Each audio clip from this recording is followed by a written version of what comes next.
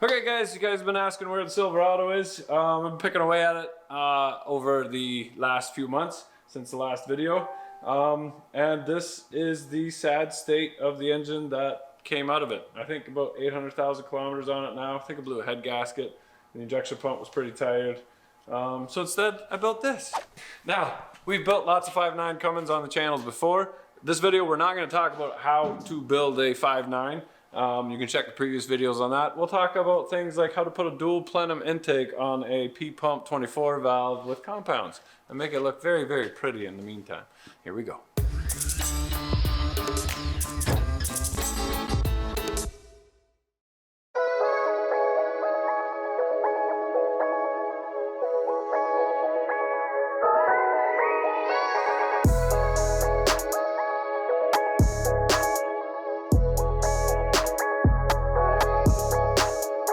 So Silverado was like, why does the Ford get a bus engine? I want a bus engine. We're gonna put a bus engine in Silverado.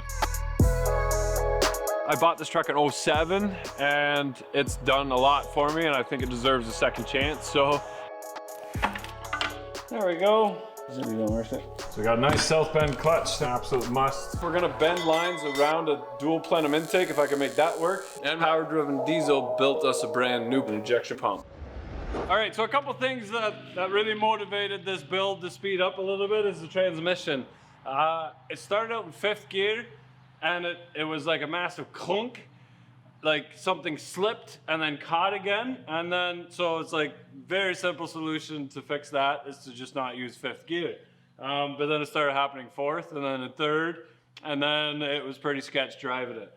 That, and I think I blew a head gasket because when I shut it off, you can hear it bubbling in the coolant line and just kind of leaking a little bit, putting in some compression there. That and the heater core rotted away, so I had to do the heater core delete, which was not very nice in the winter, and a host of other small little things. It's time to figure out what's wrong.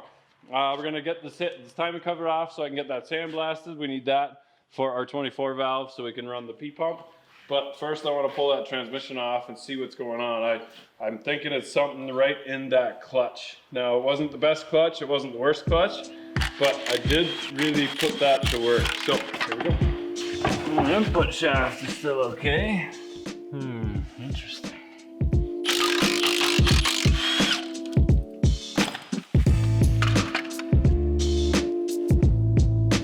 Still has some life left in it. So I would have swore it was my clutch. Unless somehow it's this thing banging around.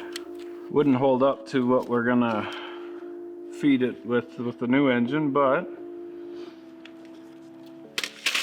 take the top cover off the transmission, just poke our head in there quick.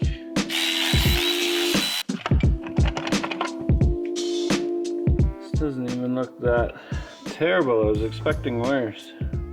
All right, so we're gonna rebuild this transmission anyway. We're gonna go with the bigger input shaft so we can get a dual disc clutch in there. We're going to do the upgraded main shaft and the 5th wheel nut lock, and then rebuild the whole thing at the same time. If you're looking at buying a truck and if it's enough money or whatever, the owner's okay with it, a good way to check the general condition of the transmission is to look at these teeth. These are your synchros. So this is your shift collar that goes back and forth.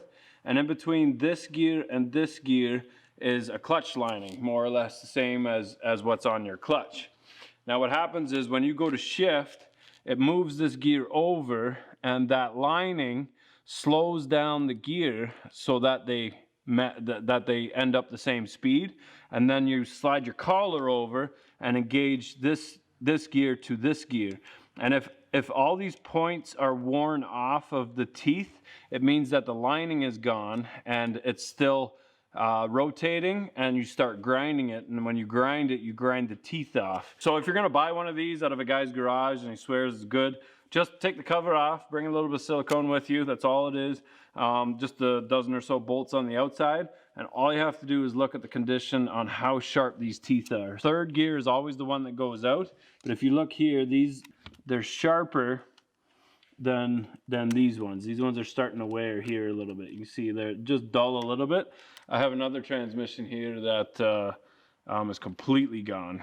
So this one's not as bad as I thought. Third gear always grinded on this one. So we're gonna do a complete rebuild video on an NV4500. They're kind of my favorite transmission because they're cheap, they work. You can upgrade them to hold a reasonable amount of power. The 5600, you pay a lot more money for one, and all it does is split one of the lower gears. So you still have the same overdrive and only one overdrive. And that is a very good transmission for when you're pulling all the time. This truck pulls maybe 10% of the time, 20% of the time. It's my go around everywhere truck. So shifting is fun, but it gets out of hand too. So NV4500 is cheaper and is just as good in my opinion. So we'll leave that and we'll tear down the front cover. Just getting tired when I put it in. I did the front main seal, rear main seal, and threw it in. Time to retire it. Maybe we'll pull the head gasket just to see if I did blow something, but I don't know if I even have time for that. I gotta go to work. Okay, so interesting enough, the pilot is completely chewed out of the flywheel there.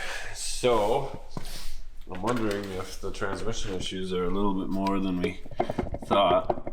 That seems pretty excessive. That should be a bearing in there. So if I see that, I probably took the bearings out of the front case. They're not supposed to do that. So some severe issues there. Good thing we're gonna fix it. That would have got a lot worse before it got better. Here we go. Just do a post of this. Chevrolet Cummins Turbo. Yeah. So funny thing about this injection pump is I had to send my injection pump to Power Driven Diesel for them to rebuild it and hop it up so that we can get our horsepower. And the only other injection pump I had was off of the Million Mile truck. So this injection pump legitimately has 1 million miles on it. When I took it off, it was 1.7 million kilometers. I don't know how many billion times that thing has gone around in a circle, but very impressive nonetheless. The owner's like, Rich, where's my million mile pump? I want that back for keepsake. I'm like, I'm running it. You can have it back in about 6 months. Luckily, he's a cool guy.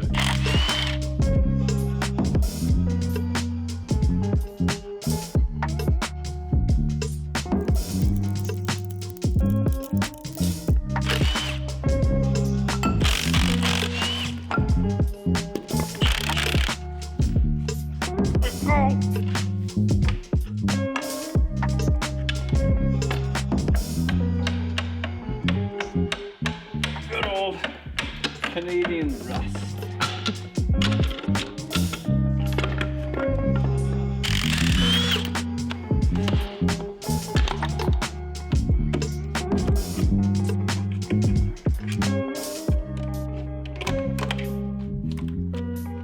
I got this engine from Steve, who went to the Project Car Challenge with us, his son-in-law, but that was long before I ever met Steve.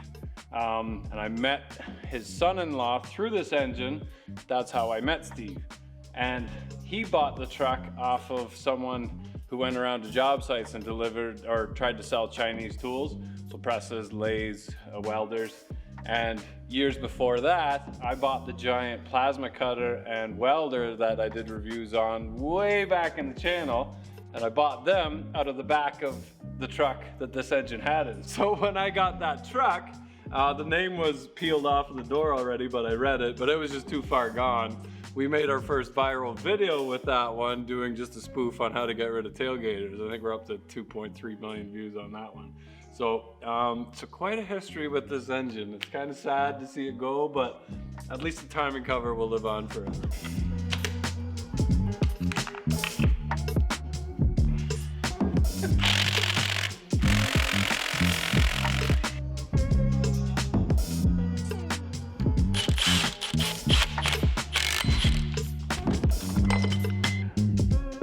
You see, I fought with this a couple times. It spun on the shaft. We're gonna fix that with Power Driven Diesel's drive gear, which is still adjustable, but uses the keyway in the pump. And is 100% better system. Once you spin it once, you always fight it, especially if you turn your pump up with it.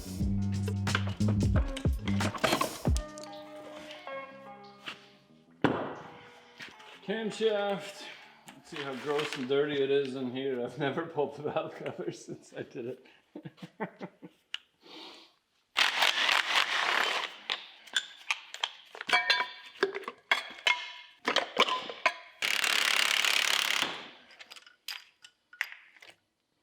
How many can I hold? Oh yeah. So I couldn't find my dowels, so I took the little cover off. And you can see the lifters here. I just pulled up on them with a pair of needle nose and put a zip tie around them. That's kind of a last resort way. That still sort of works.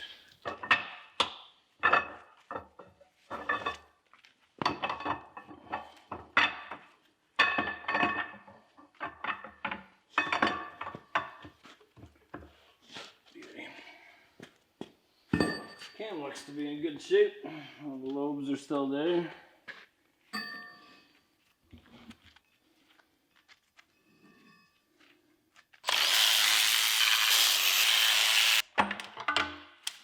There we go. All of that. So he can blast the outside. Is it even worth it? All right, back on the Cummins. We're gonna bring our valve cover to Newport real quick, along with that cover and the front cover. I got the back on, and we got goodness going into the back. So we got a nice south bend clutch thanks to Summit Racing. This is an absolute must for when you add that. So it's actually a two-piece kit. This kit has the clutch and the flywheel and the alignment tool, and this box has the upgraded input shaft that can actually handle what the Cummins is putting out. So looks beautiful. We'll torque up our flywheel. We've got all the bolts that come with it. Loctite those in place, and we got ourselves a beautiful rear end on this. Here we go.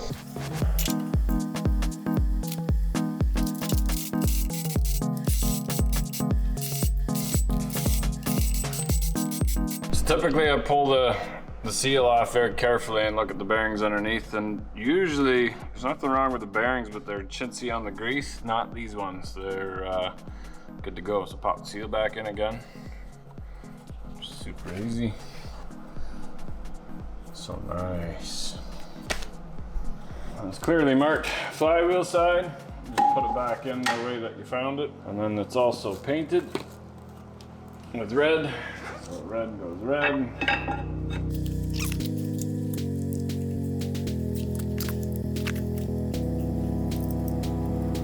We put all these bolts in, torque it down nice and slowly, star pattern, drawing it down evenly. And then I'm gonna pull each one out one at a time, replace it with, add some Loctite, and then reinstall it. You want the pilot to move in nice and free. If it's the weight of it is on there, you're gonna have a hard time putting it in. I like that.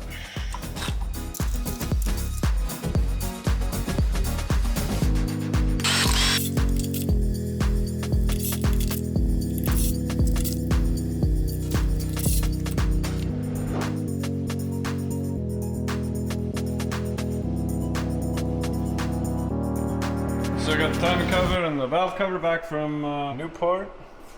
It's hard to tell with the camera, but that is some pretty sexy pearl in there. Looks all beautiful. Now, I'm pretty sure that intake piping will work. I can put my camshaft in. The assembly on the rest of the engine is just like every other engine. I'm not gonna go over the timing, torques, and all that stuff, unless it's different from one of our previous videos.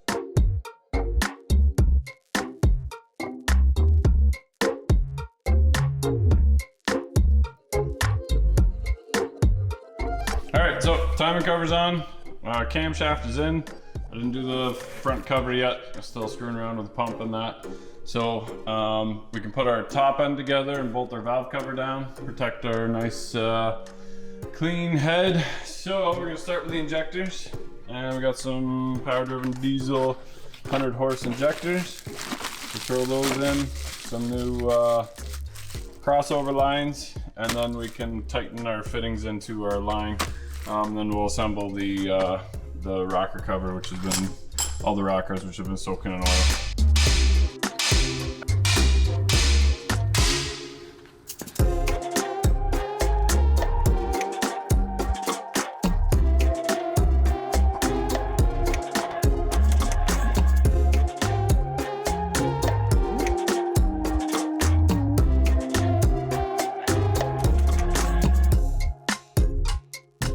All right, so I put the old pump back on again. We're gonna bend lines around a dual plenum intake if I can make that work. And the reason I put the old pump back on again is because I don't care if it gets dirt or anything in there, because Power Driven Diesel built us a brand new pump with new parts. And just to show you guys what's involved and why it costs what it does to get an injection pump built, they videotaped the process for us, so check this out.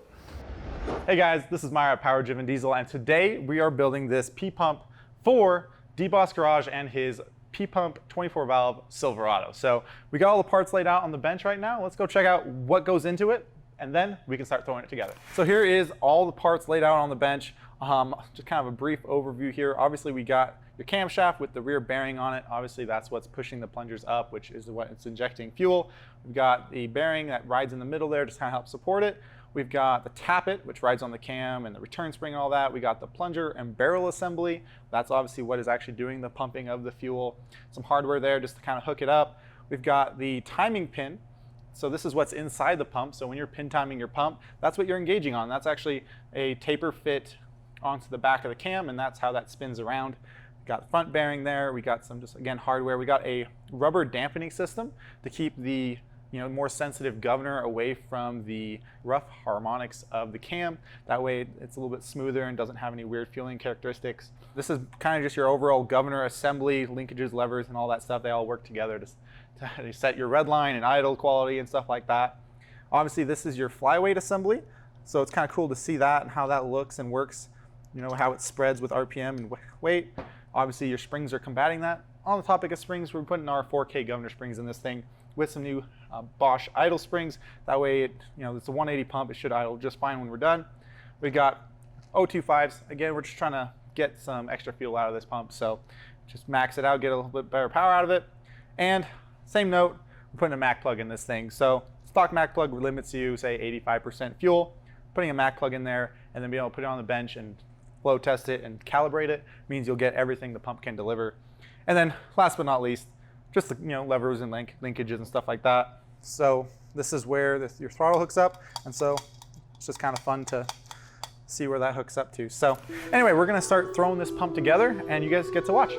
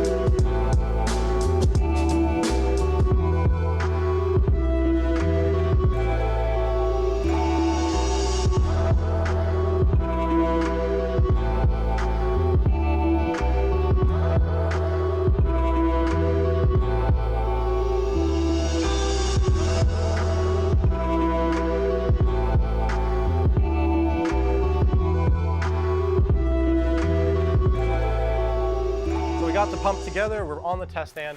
There's a couple tests that we do when we have it on test stand. First thing we're going to do though is we're going to check phase timing. That's just a matter of making sure that each plunger barrel assembly is exactly 6 degrees out of phase from each other. That way, you know, it's injecting at the same time per cylinder.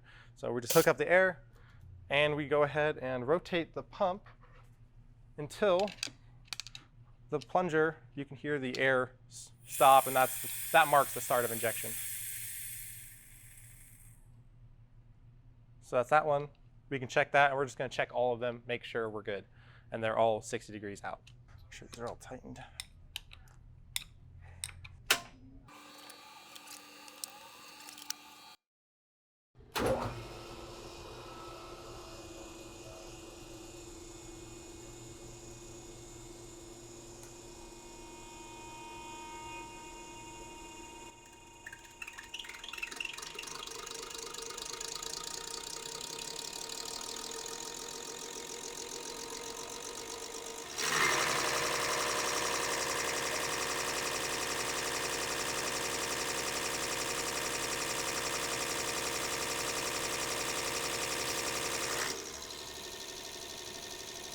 So this is the volume that each cylinder is putting out. You may not be able to see it that well, but they're all fairly consistent. We got number 2 and number 3, or sorry, 2 and 4 are a little on the high side. So we'll go ahead and bump those down so they all match, and we'll fire it up again and see what happens.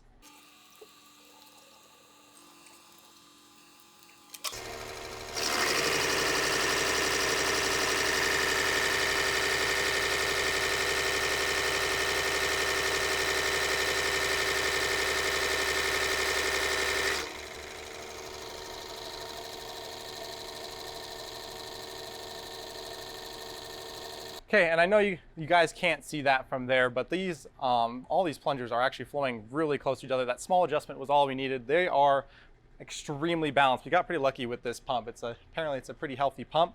There are a couple more adjustments we'll make. We gotta check the high RPM limit, which is really loud, and I'm not gonna do that to you guys. And we also have to set the idle. We gotta do a couple more things to this pump, but it is, other than those couple things, it is ready to go off to DEBOSS garage, and so he can go ahead and make some power in that Silverado. So anyway, hope you guys enjoyed just the kind of walk around and how to, like, what goes into building one of these, and yeah. That poor little Princess Auto stand is definitely holding its own.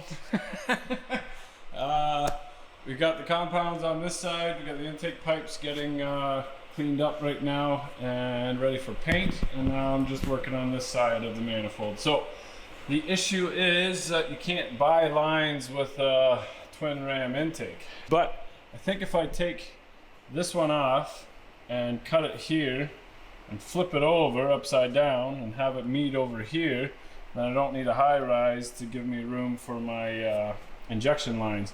Then I can curl my injection lines over and then come back and meet my injectors, and I can bend them around each spot for the dual grid heaters. That also leaves room for my air compressor down below and my power steering pump, which we'll make our own reservoir for. She's looking pretty snazzy. And then my starter right here. I think we're up to 1,300-1,400 pounds here. Just a little bit heavy, a scooch heavy, but man, does that look good. I need to get these done so I can paint them to match. We'll match the intake pipe, which will go right here. The steering actually makes a path nicely right through here, so we're good there. And then the exhaust is going to come nicely right along the bell housing and come out this way. Then we can put our air conditioner and alternator and everything right here. I don't know if the stand can handle all of that, but she's looking pretty. Here we go.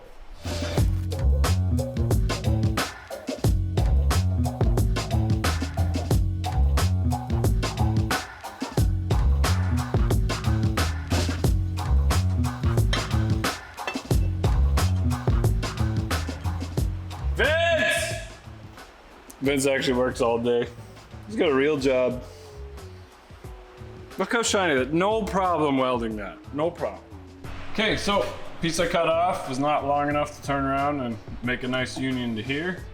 And this is actually a pretty decent spot for it to end up. I've got lots of room for my Hydro Boost here yet. The Dodges really try to move it ahead more because that Hydro Boost gets in the way, or the brake reservoir gets in the way. But it actually, honestly, the Cummins fit nicer in the Silverado. Got more room. So that means I can move it back a hair, still keep it tight to the P-pump, and then just miss the lines. I can come on an angle enough that I can get my injection lines to go straight down and then go out underneath.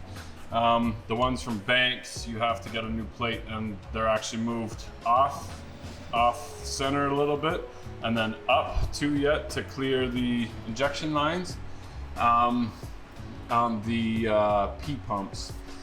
So, and then they have to do that because they don't want you to have to get all new lines, so the lines kind of run in between the valve covers. But because we're making our own lines, we can avoid all of that and make it look pretty. The issue is if I do this and my lines don't work out, I can't really buy lines, or I'll have to modify the ones I buy, and that sucks.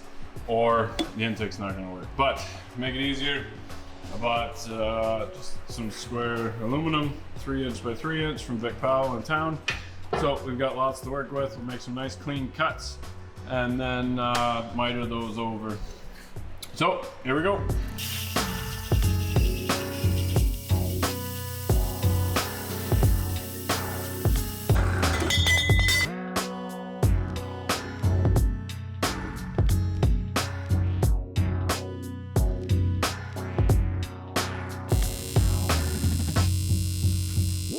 Just enough gas to tag it together, and then we're at International Stretcher. If you can remember this place, this table was in a lot for the Audi build. Yeah. And Vince actually works for International Stretcher, so to the rescue, so we can get this thing painted with the rest of the parts tomorrow. Yeah. Nice. Thanks, Ian.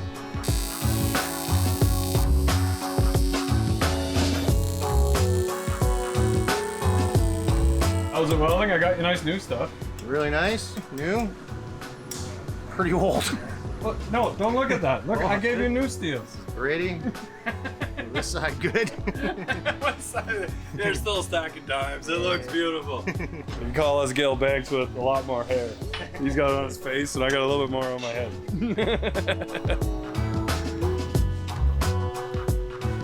Always so beautiful, Vince. Just imagine what it would look like if I gave you all new pieces. Someday. It keeps it real that way. Yeah. Can't be pampered. There's a true artist trying to get all the old diesel suit and shit and oil from the turbo out of your welds as you're welding. That's amazing. Contamination shuffle. Yep. The intake turned out really nice. I'm not gonna grind the welds off because that would be a shame to Vince. But we'll hit it with 80 and then 120 and then 240 and then 320 and then we'll prime it and then paint it to match, and then I'm out of here. It's my last day. Right, Josh? Yep. Can't finish it till you're gone.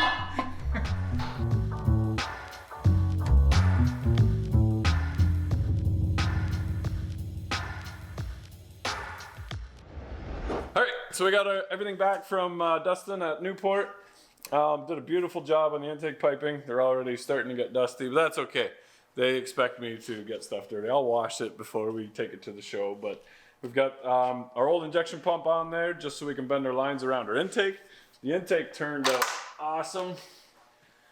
I'm already getting my fingerprints on it. I can't help it. It's just, that's the reality of it. Anyway, Jakob from Oshkosh cut me a spacer that he used, so he still had the file on his computer, just printed it and cut it. So we can put this underneath if we have to. On top of that, 4BT T4R on Instagram, he cut that intake plate for the 4-cylinder Cummins that we built, and he offered to build us one for the 24 valve. It's just a small issue. This is why we do things for you guys first, so you don't make the same mistake. This works on the 4-cylinder, but it does not on the 12 valves. This sticks out past. This bolt is not here, and it kind of sticks off. So I'm gonna have to cut this, and unfortunately, my name is gonna be off of it. And what I might actually have to do, because that's gonna be hanging out over the top, is cut my name right off and just paint that. Sorry. But what he did do is machined it on the bottom to get the airflow off to the side, so it looks beautiful. I'll do this. Still got another riser just to make it go up a touch. Yakum said here, I'm gonna cut you these squares too and see what you think. Whether you, I think what I'm gonna do is not use this on there. It's like a puzzle. And then this, that way I've got room for the injection lines. Pop this on there, here, there. So I've got bolts long enough now. Oh, that's a beautiful thing. So I can just trim the front off, still keep our name on there, I just need to paint. It's too bad because it really powder coated everything and laser etched that. It is what it is. I delayed this video a little bit because I was hoping to show bending the lines already, but the lines still haven't shown up yet. Big supply issue, it is what it is, we'll just keep waiting. We got this, and we're gonna do a coolant filter bypass just because number 6 tends to get hot on this. So we'll do a coolant filter bypass. That's on its way. That should be here soon. And then basically that's it for the engine to get wrapped up. We'll do a separate video on AFC. We're gonna put AFC live on this as well from Power Driven Diesel. And then we're on to the transmission. So probably the next video will be either buttoning up the engine or rebuilding that NV4500, and then I can plunk this back in the truck. Truck's outside, all kind of put together. We're moving along. Like I said in previous videos, I'm just picking away at this while I'm pushing hard on the F350. Definitely check out Oshcut and Power Driven Diesel. And don't forget that if you are a Builder Tier member on our website, you get discounts to all the companies that we work with as well, including Power Driven Diesel and Oshcut. So check them out, check out the website. We want to help encourage you guys to finish your own projects. We're trying to figure out the kinks along the way so you guys can have a nice straightforward goal and get that project done. Because if you're not filthy, you're not rich, it's not going to build itself. Here we go.